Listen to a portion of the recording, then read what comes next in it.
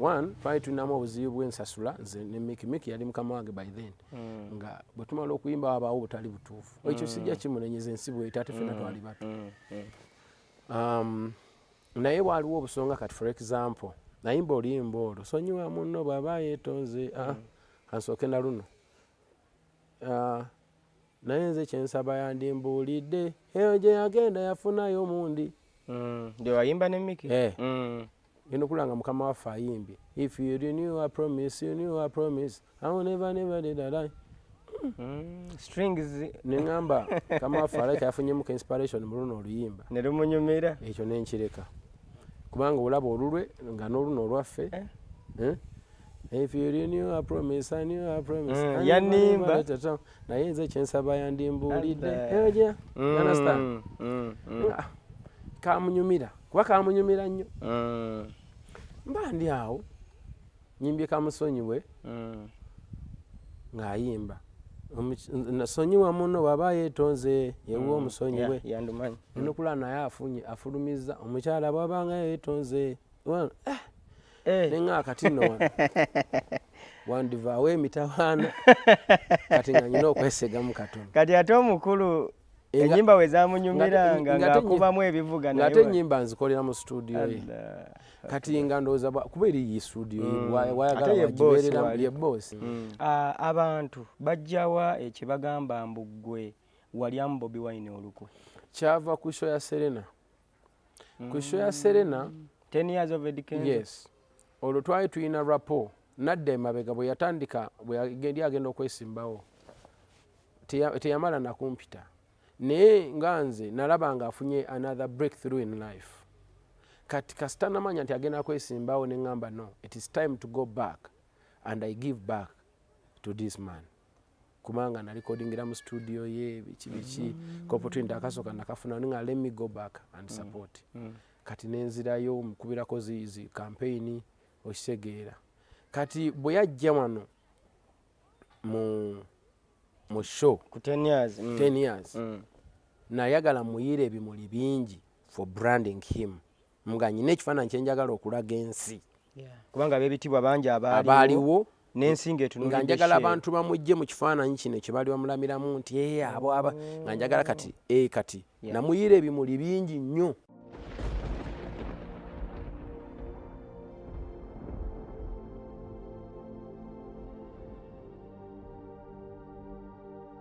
President Ssebo gyebaleko nawe gyebale Ssebo beyanjulira abatulaba ate tusobole okubeera nga tuwuliriza okuva eri gy'oli abatulaba mwenna how are you doing this is Eddie Kenzo nyina amanya mangi bwe ntandika gogera tegaggwayo kati neyongeddeko neddala oto Bossman manya g'abasajja bafirika abagumivu n'abazungu bwe balikozesa abajamani okay President we tujjidde wano olunaku olwaleero ennaku zino internet ekutte nnyo omuliro naye ng'ekigikwasa omuliro tewali kirala nti buli awamattuka n'akwata essimu kasita amala loadingako data alowooza nti okufuna ba viewers ababeerako nga bali concurrent ateekeddwa ate kuyitiramu ggwe n'akweteramu ekkoona n'agamba nyina kulipa ku Eddie Kenzo abantu we bajja okumpa attention oba oli awo ne kyenjogeddeko ku trendinga ku internet ensonga ezo lwaki ggwe sometimes osirika ne bibeera bwe bityo era kikuyisa kitya? Honestly buli kimu nkiraba ekigenda mu maaso si gwe gusoose nti nze ndowooza nyinza okukozesa ekigambo bagoba agulina omuntu bw'olaba abantu nga basamba omupiira mu kisaawe atalina mupiira tebamubaako naye agufuna gwe bagendako kyandinewunyisiza nnyo infact nga tebanjogerako ako kandibadde kabali kapya but most of the times abantu tebatera kubeera nnyo creative or coming up to different ideas in different angles to shine from one way or another bonna balina concept yemu okitegeera ani abantu gwe bawuliriza ani abantu gwe bagoberera katuba oyo katwogereko oyo bonna ebiseera ebisinga bazze bakola from back in the days okitegeera naye ebiseera ebisinga kisinziira bakwogeddeko batya era boogeza intention ki oba okitegeera awo wasinga okubeera omulamu. Ekyokunjogerako kuba abantu bangi nnyo abanjogerako mu bulungi ate ne mu bubi. Abantu abagera okunjogerako mu bulungi bangi million and millions oba okitegeera bakuba ebiseera ebisinga abantu bapeyinganya attention ku baana baba bayisizaamu amaloboozi agali different. So naye abo abayisaamu amaloboozi ago agatali malungi ebiseera ebisinga mbaleka era abo boolaba nze ntera nnyo okuddamu abantu abanjogerako obulungi mbeebaza era kubanga baba ensigo eyo bagyongeddeyo ku muntu omulala. That's where inspirations come from.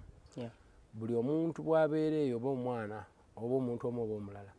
n'awulira ekinyusa ekikufuula kyoli nti what makes Eddie Kenzo Eddie Kenzo,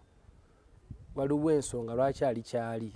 ate ng'akimaintainingidde ebbanga. Ate newabaayo avaayo n'akimubuulira nti ali kyali olw'obusobozi olwa potential ye neno. Ati wabaawo akitegedde era naye n'addayo n'akikola okakana nga afuuse wakabi nnyo ate oluusi n'okusinga ku nze oba okitegeera. So abo nvaayo nembeebaza kubanga babeera basize ensigo eba eri mu kulanda ate ng'egenda kuvaamu birungi byereere oba okitegeera. So for that case bwe ntunulamu bano abavaayo ne boogera amaloboozi agatali malungi nabo mmanya lwaki bavaayo ne boogera batyo. Kati nekintwala nti mbaddemu oba mbaleke kuba ate ebiseera ebisinga abantu ngaabo baba tebeetaaga audience lwa nsonga buli woobawo obudde nsonga zaabwe oba oziwadde amakulu naye ng'ate oluusi tezisobola kuyamba kiyamba ye ng'omu oba otuukirize ekiruubirirwa kye ate that is ekivaamu abantu abo batera okwogeza selfish mood nti kiba kikye yaba ayagala omuddemu ashayininga eka naye kino ekirungi kiyamba bangi kubanga kireeta inspiration naye kiri ekibi kiyamba oyo senga omuddamu nemuwanyisiganya ebigambo ebiringa ebyo oba okitegeera oluusi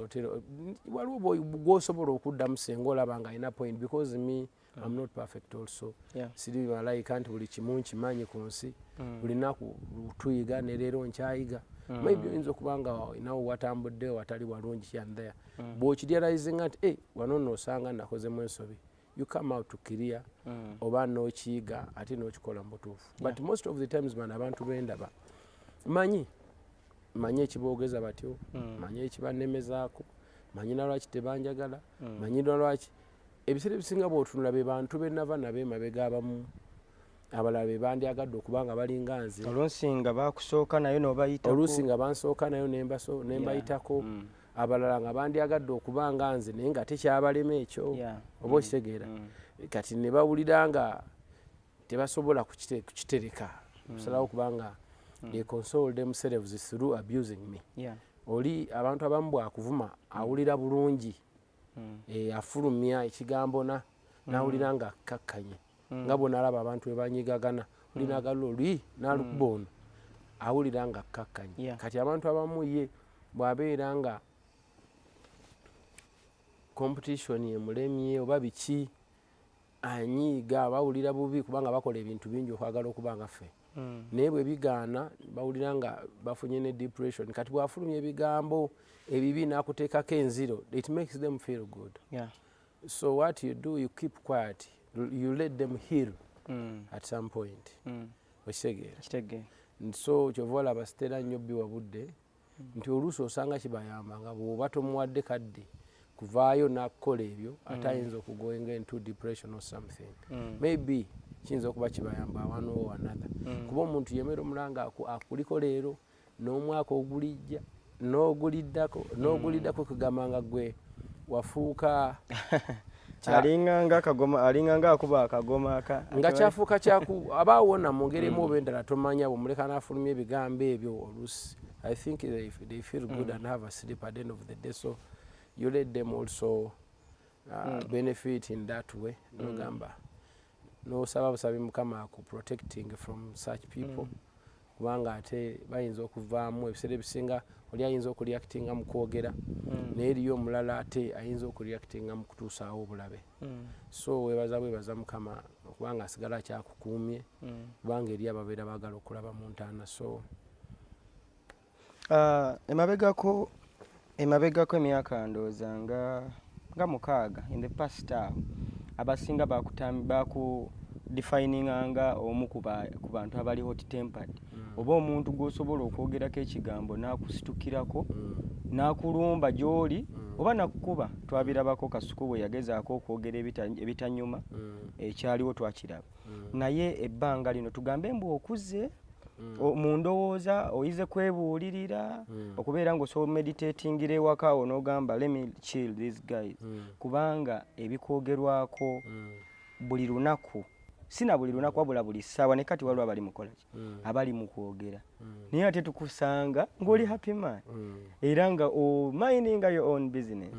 Ki ekikuleetedde otuuka ku that level of understanding and intelligence? Njiga one nze namanya nti waliwo steps ze nabuuka nyingi nnyo okubaako ebintu byentegeera by sitting in class each and every day for 7 years abantu ze bamala n'emira simanyi 3 where n'emira simanyi 4 5 where to learn some things kusinziira ku past present and maybe future kati nemanya nti nange nyina okuyiga. One, temper yange ebiseera ebisinga abantu lwakuba tebapayinga attention to details it's trauma mostly eva ku street yoko ebiseera ebisinga ffe abantu abaali babeddeko awo ng'oli vulnerable nga toyina mwasirizi nga gwe maama gwe taata gwe buli kimu ku street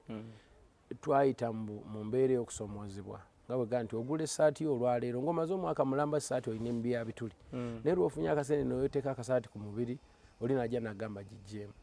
kati ng'olina okuba nga either omusobola ogisigaze oba nga akusobola agitwale kati tubeera nga tuli so sensitive and protective kati nagenda okujja mu industry ngebbanga si panvu nnyo nga nvudde ku street here and there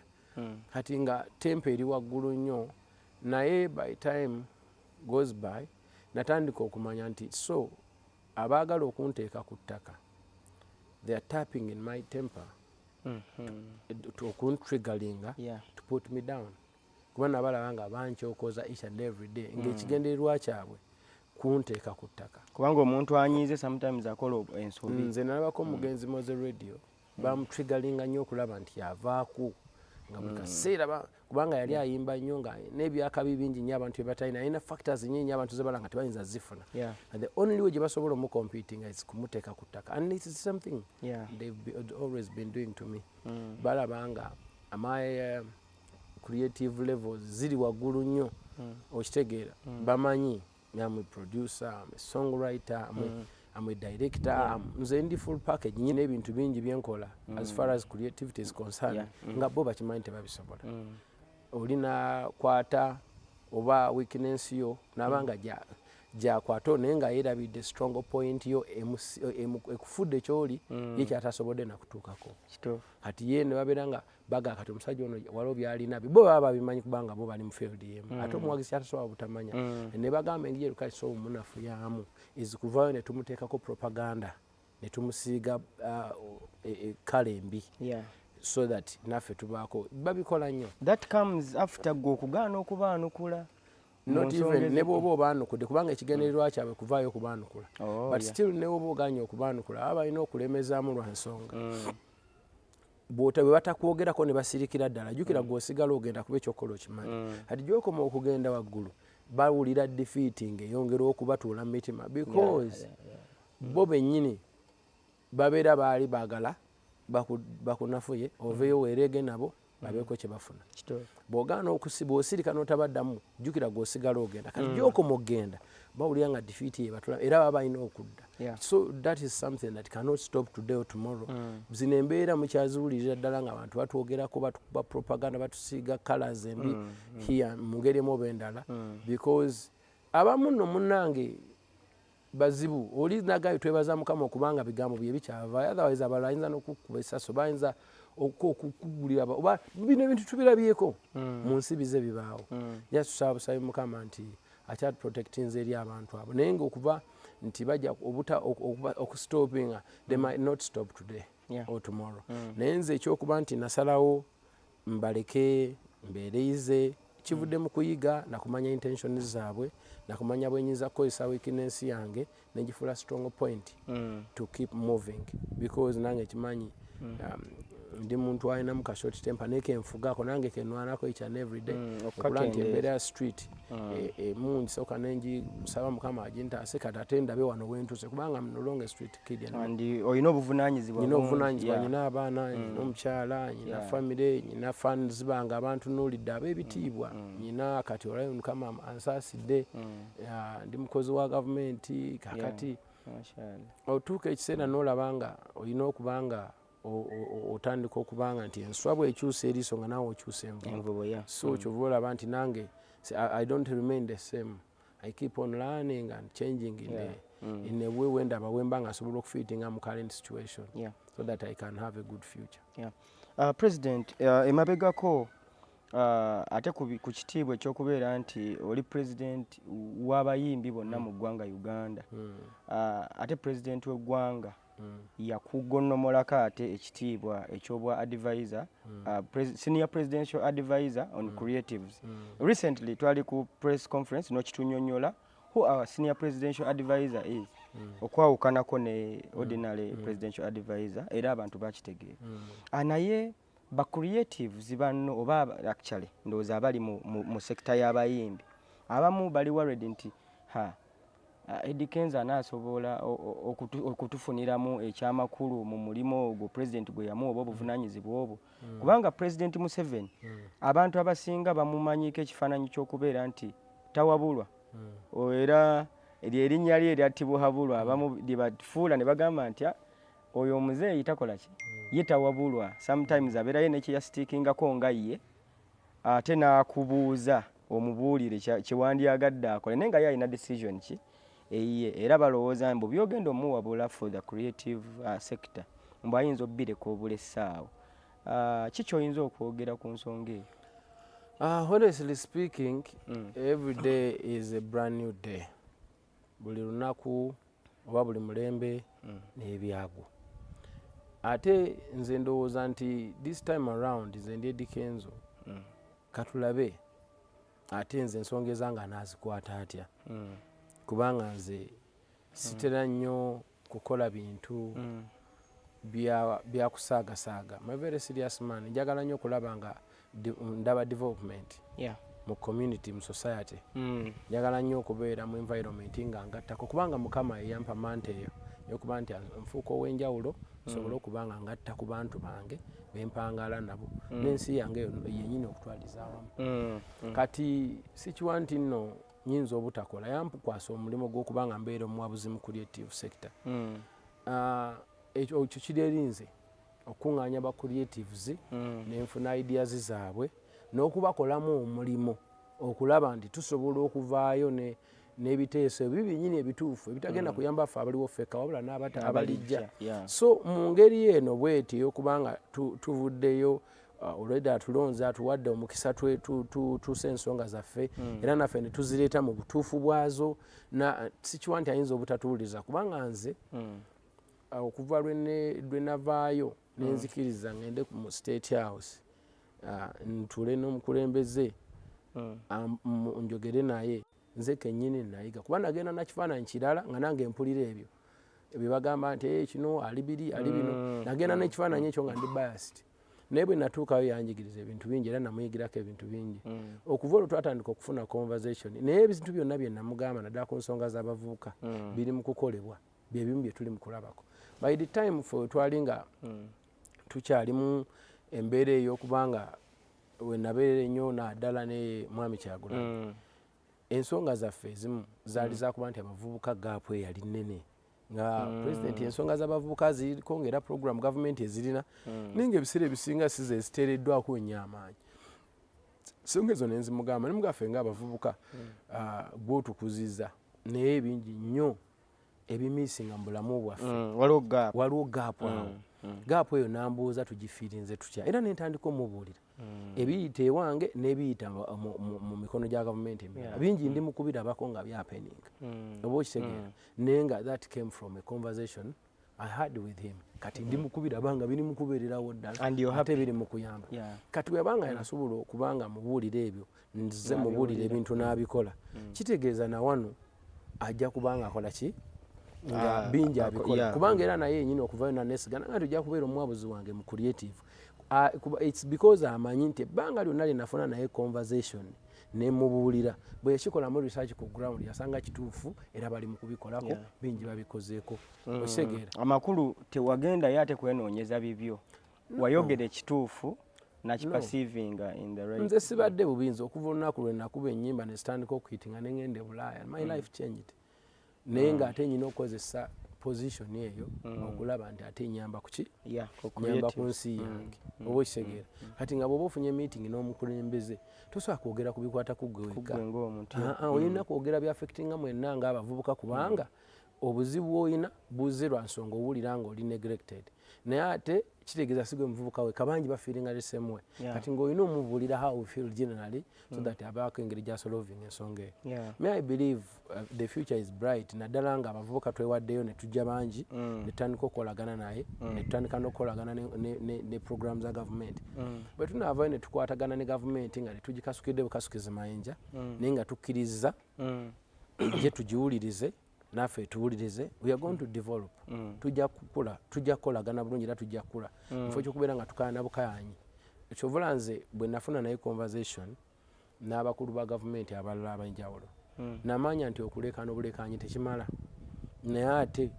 bw'oteeseganya oba bw'okkakanya amaloboozi n'otandika okuvayo ng'oleeta points entuufu wabaawo change bintu bingi nze nga bwe ŋŋamba abantu nti eyo yali idea yange bayinza okumpita omulalo naye ng'olwaliwo kiri mu kubenefiting a million and millions of people but it's because I had that one chance with the president ne mugamba amazima oba okitegeera and that's why we are here so ekintu kyogamba nti president tawabulwa tawulirizibwa nze sijja kutapinga ku linnya erinnya lye ekisooka abantu bagamba tibuhabulwa mu Lunyankole kiri tibuhabulwa wabula tihabulwa nze tibuhabulwa oba obukadde oba obusajja oba obuwana oba obuto so that's what it means but still eyo sijja gendayo nze nja kugenda n'ekintu ky'okwagala okwerabirako nsagala nnyo okuwulira nti bagamba nange nendiakitingira kubagamba nze njagala nnyo neneerabirako nendaba bwe kinaatambula katulabe omulimu president gwe yankwasa ow'ekitiibwa tulabe gugenda kutambula gutya kuba nze situdde era okuva lwe yampoyitinga nga sinaba nakufuna instrument of power zinatandikirawo okitege natandikirawo nentandika okunoonya bannange bonna gye bali kati ndi mu kubawuliriza era meeting zinaatera okutandika okitegeera ez'abakulembeze ab'enjawulo n'abantu abali era bangi bemeetings nze ndisivinga kati kumanya appointment yange enzibu banteeka mu creative naye ndi mu kurisivinga amabaluwa okuva mu bavubuka mu ggwanga lyonna oyinza oganze nkikirira n'abatali mu creative oyinza oganze nkikirira abavubuka kuba kati email ze ndisivinga amabaluwa gonna genfuna ggwanga lyonna ate mu sectors almost ez'enjawulo lwakuba nange kyenkola kyenyina okuforwardinga wano nawali era nkikola okusobola okuba nti munaye guno omukisa gwe tufunye so katugukozesa ebyo byokudda mu propaganda nti ate tawulirwa tawabulwa ebyo tusooke tubiteeke ebbali tulabe okitegeera tuyinza kutambula najja nze kyenza okubiriza abavubuka nze nkimanyi balina ensonga zaabwe ezibaluma abamu abalala naye mbadde nsaba engeri kakyansikalo gye tukafunye nga tudde we have the youngest parliament we have the youngest in cabinet we have the youngest in army we have the young all transition entuufu yeene eri mu kujja muze ali mu kutegeka ekintu ekiyinza okuvaamu omugaso gye bujja senga tumuwa obudde ne tumuwuliriza era ne tujja tukolagane naye mu bulungi tuyinza okufuna ebyengera mu maaso awo nze kyenyinza okusaba abavubuka tukakkaneko soke tumuwulirize fonna tulabe kiragawa era bw'anaaba nga kiganye okukolebwa naffe tujja kuba tulaba era tujja kuvayo tugambe nti nedda enough is enough naye for now let us use this opportunity gyatuwadde tusobole okuba nga tutambula naye amiina nga sinnagenda ku kibuuzo kiddako nina ekinnumya omutwe ate era nga nakyo kibuuzo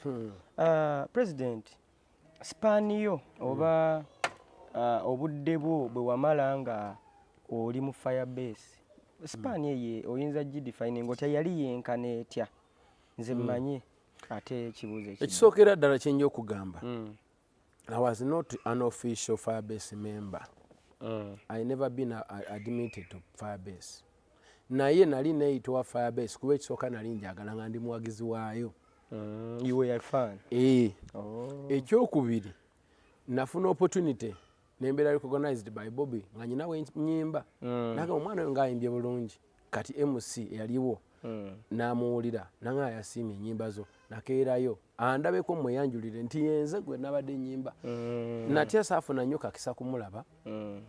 naye kye nakola nakwana nnyo bano bamiki baani abaali okumpi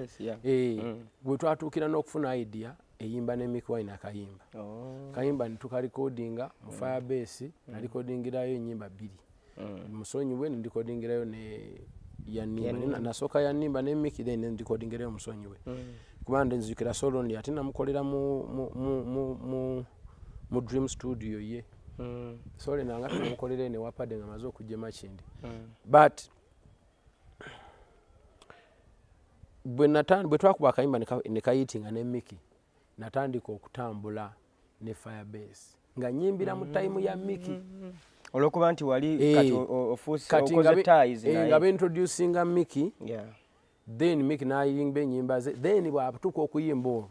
nampita kifona oba okitegeera ne Bobby yennyini olwo oluyimba yaluwulirira mu motoka ye masitanga ng'avuga yaluwulira ku ddembe yayitandabangako namugamba ye kekano kasajjako kakenzo nti ate kekaliwane naye olwokuba yali ayagala nnyo oluyimba bwe yandaba nanga you did well oba okitegeera kakati sijja kulimba nti nali memba ono nti bandabye wali baŋŋambye sayini nga yingira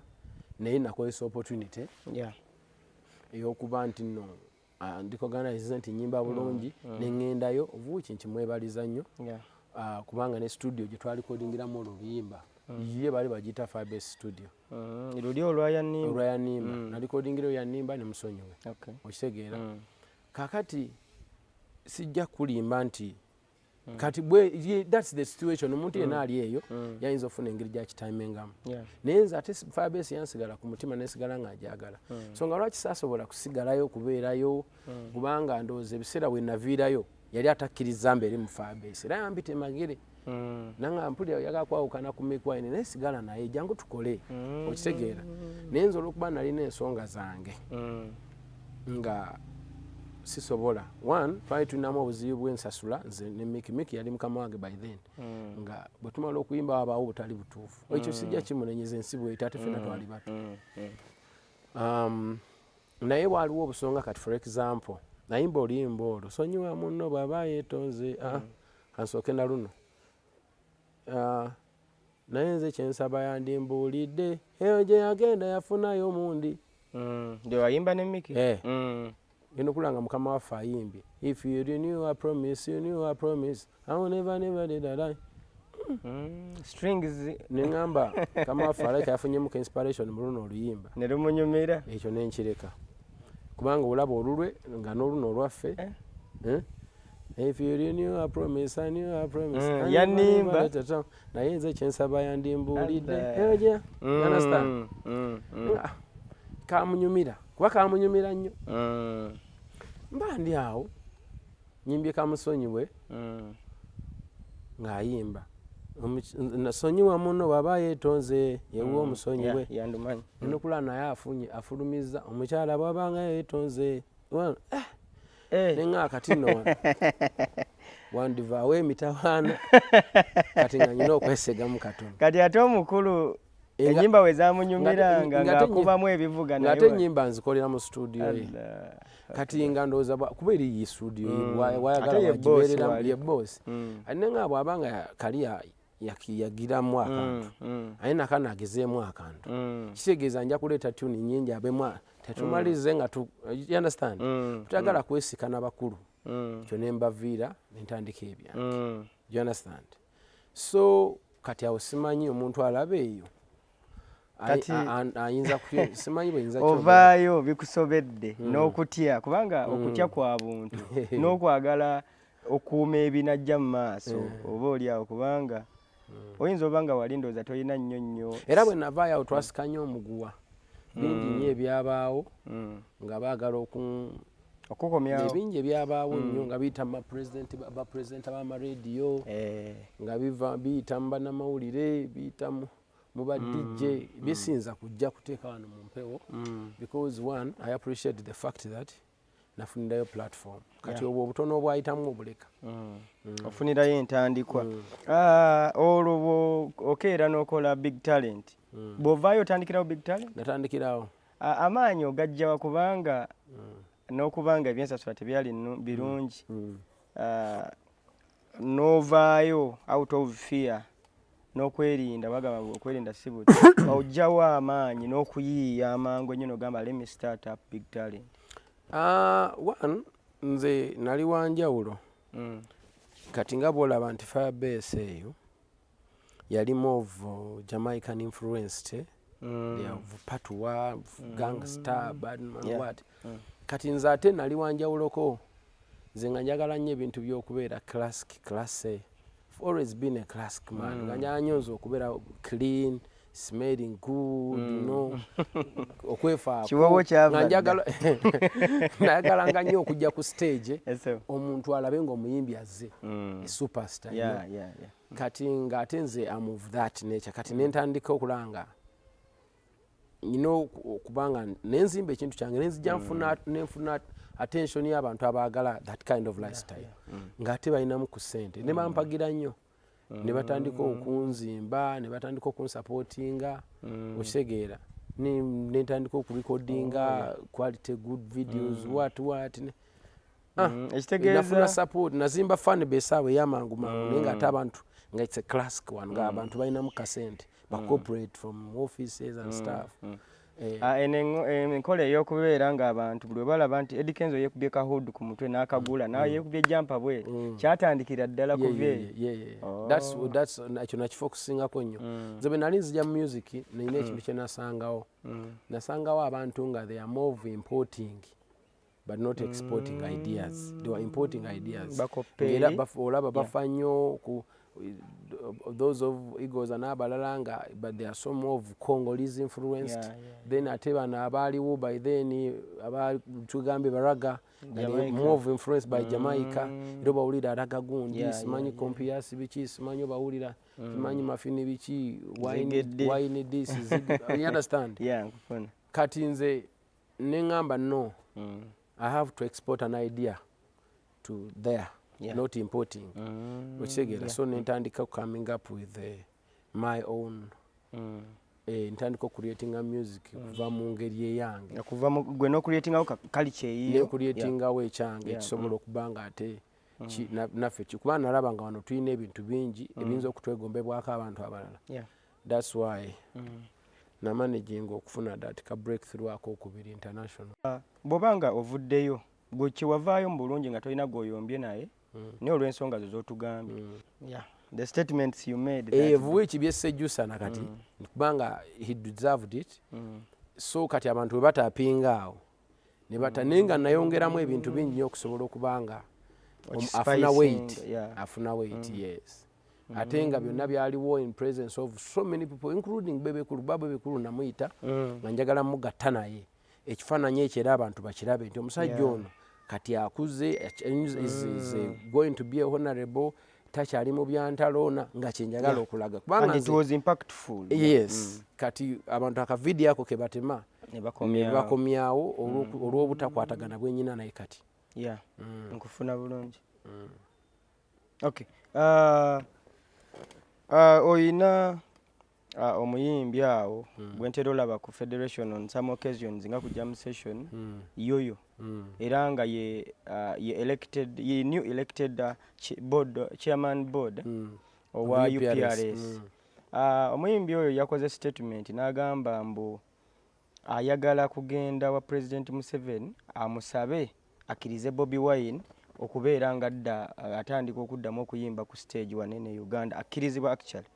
ensonga eyo ogyogerako ki nga president wa federation? Honestly ka video ko nakalabye in fact yakoze ekigambo n'agamba nti ajja kukozesa capacity ye as a chair chairman wa of board wa UPRS UPRS. agenda meeting president Yes, sir. ne musaasira namusaasidde nga bambi alina kyatanamanya. You being a chairman of a certain board of UPRS, you are a board chair.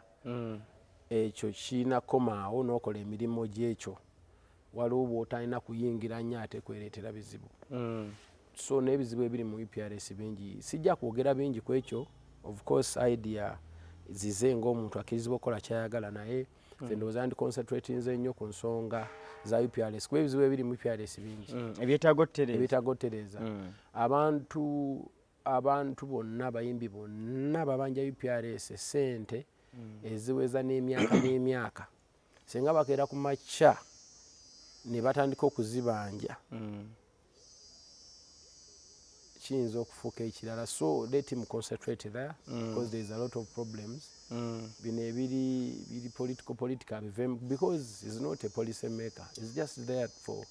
UPRS management. Well, anyway, it's okay, he can do whatever he wants to do, but for me I think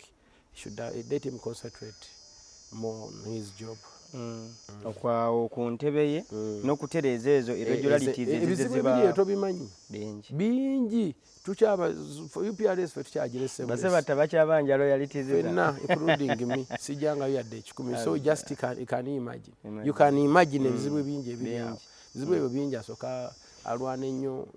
okulanga babitereezeemu asooka amaliriza ebyo eno gyali mu kugenda wala. Okay, President, eggwanga liweeyo obubaka obusembayo mu bufunze ate tusobole okuleka ssebo ogenda okwasaganye emirimu emingi ate gy'olina okuba nga okwasaganya. For now kyenyinza okugamba abantu bange bonna bannayuganda, especially the youth, kuba kati ffe wetugwa oba wetuli ate oluusi wetunaatera okuva genda mu maaso. They just need to concentrate and accept change. Nti tetubeera nnyo resistant mu nsonga z'okwagala okukulaakulanya obulamu bwaffe. Nga bwe kyali bwe kiri emirembe n'emirembe amiina oyinza okumaliza nga omulembe gukuyiseko nga tofunyeemu. Baconcentrating ennyo and pay attention to details on what is happening and how can I benefit from it. Nze ndowooza waliwo changes eziri mu kukolwa naddala omukulembeze w'eggwanga president